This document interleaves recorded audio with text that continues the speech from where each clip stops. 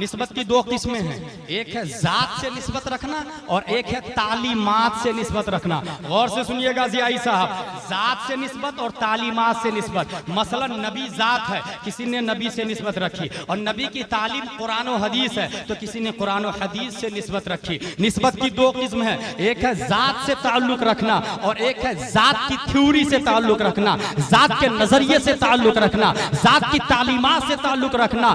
जात से निस्बत रखना ये एक अलग किस्म, जात की तालीमात से निस्बत रखना एक अलग किस्म, नबी से निस्बत रखना एक अलग किस्म है, और कुरान और हदीस से निस्बत रखना एक अलग किस्म है। और दोनों में बुनियादी फर्क यह है कि तालीमात से निस्बत रखने वाला खता कर सकता है, गुनाह कर सकता है, गुमराह हो सकता है, काफिर और मुर्तद भी हो सकता है। इसीलिए कुरान में आया युदिल्लु बिही कसीरन व यहदी बिही कसीरा, जो तालीमात नबी से सिर्फ निस्बत रखेगा वो काफिर और मुशरिक मुर्तद गुमराह हो सकता है, लेकिन कोई जाते नबी से निस्बत रखेगा तो वो गुमराह नहीं हो सकता, वो काफिर नहीं हो सकता। यही वजह है कि नबी के बाद में ज़कात के मुर्तदीन तो पैदा हो गए थे। यही वजह है कि खुद सुलह हुदैबिया के मौके पर हजरत उमर ने कहा था कि क्या कर रहे हैं आप, क्या हम हक पर नहीं है? फिर नबी सुलह आप क्यों कर रही है? जरा सुने, हजरत उमर का जुमला है, नबी से कह रहे हैं क्या हम हक पर नहीं है? अगर हाँ तो आप सुलह क्यों कर रही है? कर रहे हैं। सुलह की मुवाफकत हजरत उमर नहीं कर रहे थे, और हजरत अबू बकर सिद्दीक से भी कहा कि आप देख नहीं रहे नबी क्या कर रहे हैं? तो हजरत अबू बकर ने कहा था इल्तज़िम बिन नबी सल्लल्लाहु तआला अलैहि वसल्लम। थोड़ी देर के लिए उमर का ताल्लुक ज़ाते मुस्तफा से नहीं, तालीमाते मुस्तफा से था, और अबू बकर सिद्दीक ने बता दिया क्या उमर हर हाल में, हर पोजीशन में, हर कंडीशन में, हर मोमेंट पर तालीम के साथ साथ ज़ाते मुस्तफा से निस्बत रखना, ज़ाते मुस्तफा से निस्बत रखना। ज़ात की तरफ मंसूब होने वाला कभी गुमराह नहीं हो सकता, तालीमात की तरफ निस्बत रखने वाला गुमराह हो जाएगा। यही वजह है अशरफ अली थानवी गुमराह हो गया, तालीमात से निस्बत रखता था। आला हजरत रहबर हो गए आशिकों के, क्योंकि ज़ाते मुस्तफा से निस्बत रखते। लाजवाब लाजवाब, नारे तकबीर, नारे रिसालत, फैज़ाने औलिया इकराम। तालीमात और ज़ात। आज भी जो लोग, कुछ लोगों ने ये ऐलान किया था ना, फतावा रज़विया आम करेंगे, दीन का हम काम करेंगे। ये नारा चला था, फतावा रज़विया आम करेंगे, दीन का हम काम करेंगे, और तादुश शरियत से अदावत थी, गालियां भी सुनी गई, नतीजतन ऊपर थे नीचे आ गए। और खुद मैंने अपने सर की आंखों से देखा है हुजूर गुलजार मियां सरकार मसौली को, उनका नजरिया है फतावा रज़विया आम करेंगे, ताजुश शरिया नाम जपेंगे, फतावा रज़विया आम करेंगे, ताजुश शरिया नाम जपेंगे। नतीजतन चंद साल पहले मसौली को कोई नहीं जानता था, आज पूरे भारत में पूरे उलमा सरकार मसौली और गुलजार मियां को जानते हैं। पता ये चला जिसने तालीमाते रजा से निस्बत रखी महज वो गुमराह हो गया, जिसने ज़ाते रजा से निस्बत रखी वो कल भी कामयाब था, आज भी कामयाब है, क़यामत तक कामयाब रहेगा। सिर्फ तालीमात नहीं। अब आखिरी पॉइंट से पहले, शेख अब्दुल मन्नान जिंदा है, शेख अब्दुल मन्नान जिंदा है। दलील हमारे पास ये हदीस है मुस्लिम शरीफ की, ढूंढ रहा था बुखारी में, वो हदीस बुखारी शरीफ में मिली नहीं, फिर मुस्लिम शरीफ में ढूंढा तो वो हदीस मिल गई, पढ़ने के बाद मजा आ गया। हदीस है इदा मातल इंसान इनक़ता अमलुहु इल्ला मिन सलासा मिन सदक़तिन जारिया औ इल्मिन युंतफ़उ बिही औ वलदिन सालिह यदऊ लह। इंसान जब इंतकाल करता है, the prophet peace and blessing be upon him said when a man dies his deeds are come to an end,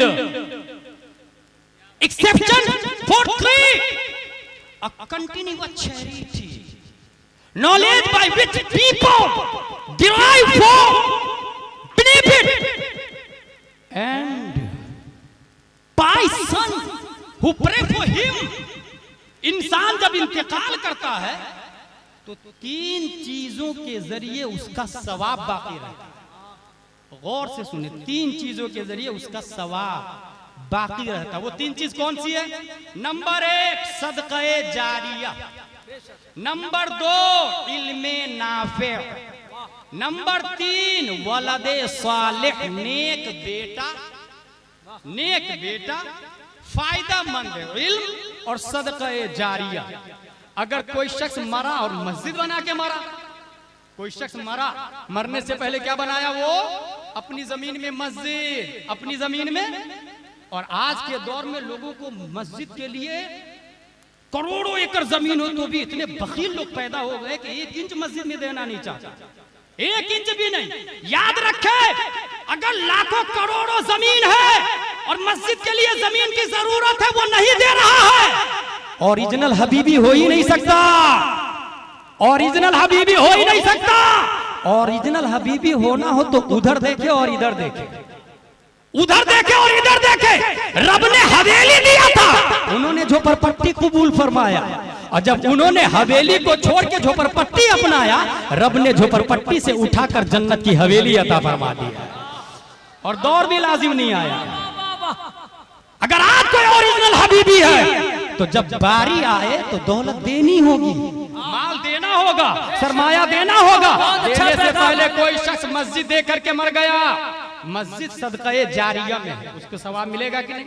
और भाई साहब एक बात बताइए, मैंने आपसे कहा खालिद सुबह 8 बजे से लेकर शाम को 5 बजे तक मेरा काम करना, तुम्हारी उजरत 500। मुझे पता है कि ये शाम में 6 बजे मर जाएगा, मुझे पता है। अब बताइए, ये अक्लमंदी, ये चीटिंग नहीं तो और क्या है? अगर मैं आपसे कहूं और मुझे पता है कि आप 6 बजे मरने वाले हैं, फिर ये कहूं कि सुबह से लेकर 5 बजे तक ड्यूटी करे, पैसे मैं दूंगा और जानबूझ के दे नहीं रहा हूं क्योंकि पता है मुझे मरने वाले हैं, तो ये चीटिंग है कि नहीं? उजरत मुफीद उसी वक्त होगी जब लेने वाला जिंदा हो। मजदूर मजदूरी से फायदा उठाए।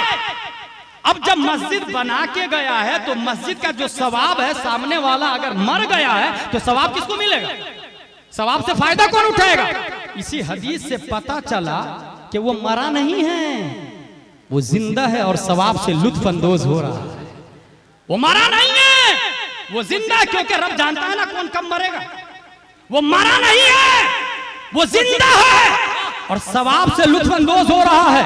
और आगे सुने, मरने से पहले इल्मे नाफे छोड़ा, कोई किताब लिख के मर गया, उस किताब को 1 ने पढ़ा, 2 ने पढ़ा, 3 ने पढ़ा, 4 ने पढ़ा, 5 ने पढ़ा, सवाब मिलता रहेगा। अगर सिर्फ मस्जिद बनाता तब भी वो जिंदा, अगर किताब लिख के चला जाता तब भी वो जिंदा, या सिर्फ अपने बेटे को पढ़ा देता तब भी वो जिंदा। बेटा अगर नेक बन जाता, नेक लफ्ज क्या है? वलदिन सालिह, नेक बेटा कोई बाप छोड़ के गया तब भी वो जिंदा रहेगा, सवाब मिलेगा। अब जो पॉइंट बताने जा रहा है गुलाम जिलानी अज़हरी, वो सुने। हुजूर सल्लल्लाहु अलैहि वसल्लम ने 3 चीजों से इस्तिस्ना किया है। नंबर 1 सदक़े जारिया, नंबर 2 इल्मे नाफे, नंबर 4 वलदे सालिह, नेक बेटा, आलिम और सदक़े जारिया। फिर से सुने, नेक बेटा, आलिम, सदक़े जारिया। अब ये बताइए जरा तीनों में डीप में उतर के, नेक बेटा का लफ्ज आया, आलिम हो या जाहिल ये लफ्ज नहीं है, नेक बेटा। अगर कोई नेक बेटा छोड़ के गया तब भी वो जिंदा रहेगा, अगर कोई आलिम छोड़ के गया, इल्मे नाफे किताब लिख के गया तब भी वो जिंदा रहेगा, अगर कोई सदक़े जारिया छोड़ के गया तब भी वो जिंदा रहेगा। वलदे सालिह, इल्मे नाफे, सदक़े जारिया। एक इंसान की भी 3 किस्में हैं। इंसान आम मोमिन होगा, दूसरे नंबर पर वो आलिम होगा, उन आम मोमिन से ऊंचा दर्जा आलिम का है, और तीसरे नंबर पर अगर वो वली बन जाए तो वो मोमिन से भी अफजल, आलिम से भी अफजल, बल्कि वो वली सदक़े जारिया की शक्ल में बन जाता, क्योंकि वली मरता नहीं है, वली मरता नहीं है, वली मरता नहीं है। अब बात समझ में आई। हदीस ने ये कहा है कि इन तीनों में से कोई एक भी छोड़ के गया तो वो मरेगा नहीं, जिंदा रहेगा। मगर शेख अब्दुल मन्नान जिंदा है, गुलाम जिलानी अज़हरी का ये दावा है, क्योंकि इस मर्द मुजाहिद ने एक ऐसा बेटा पैदा किया है जो वलदे साले भी है, आलिम नाफे भी है, और विलायत की मंजिल पर जाकर हमेशा हमेशा के लिए अल्लाह के वलियों में शामिल होके बाकी बिल्ला होके सदक़े जारिया भी बन चुके हैं। लिहाजा तीनों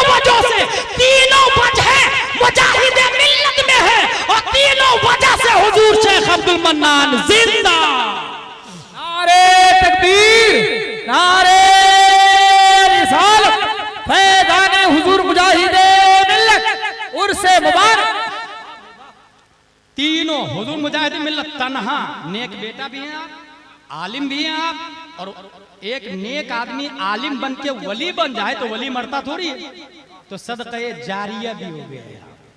ये तीनों वजह एक ही जात में, तीनों वजह एक ही जात में। अल्लाह तबारक व तआला का लाख लाख शुक्र है कि हम लोग सिर्फ तालीमात से ताल्लुक नहीं रखते हैं, सिर्फ का लफ्ज़ याद रखिएगा, सिर्फ तालीमात से ताल्लुक नहीं रखते हैं, तालीमात के साथ साथ में साहिबे तालीमात से भी निस्बत रखते हैं। इसलिए जहां एक तरफ हम लोग दारुल उलूम मुजाहिद मिल्लत में पढ़ते पढ़ाते हैं, वहां दूसरी तरफ हुजूर हबीब मिल्लत के कदम का बोसा भी लिया करते हैं। हम जात से भी निस्बत रखते हैं और तालीमात से भी निस्बत। और अल्लामा मशहूर अजहरी के कहने के मुताबिक ये वो सिलसिला है जो नबी तक पहुंचता है, क्योंकि अल्लाह के खलीफा अबू बकर सिद्दीक उमर उस्मान और अली है। प्यारे मुस्तफा सल्लल्लाहु तआला अलैहि वसल्लम की वसात और हजरत अली इनके खलीफा इमाम हसन और हुसैन, उनके खलीफा ज़ैनुल आबिदीन हैं। और खलीफा की बजाय अगर मैं एक दूसरे तरीके से इसको चैलेंज करूं, अहले हदीस को जो ये कहेगा हदीस में आया उर्स मनाना, उससे एक सवाल कर दीजिएगा कि बता रुकू नबी इसी तरह करते थे, किस तरह? गौर से देखें, रुकू करने वालों के साथ रुकू करो। लिसानुल अरब अल कामूस या मिसबाहुल लुगात में रुकू का माना लिखा हुआ है झुकना। अब अगर कोई ऐसे झुकता है तो ये भी रुकू है, तो ये भी रुकू है, ऐसे झुकता है तो ये भी रुकू है। इसी को जिस तरह नमाज में रुकू करते हैं, रुकू का यही माना है। ये कहा लिखा? तू तो इमाम को मानता नहीं है, तू साबित कैसे करेगा कि नबी इसी तरह रुकू करते थे? और हमने देखा है नबी को रुकू करते हुए, हमने देखा नबी इसी तरह करते थे। दो दलील है इसकी। एक दलील तो यह है सल्लू कमा रअयतुमूनी उसल्ली, जैसे मुझे देख रहे हो वैसे रुकू करो।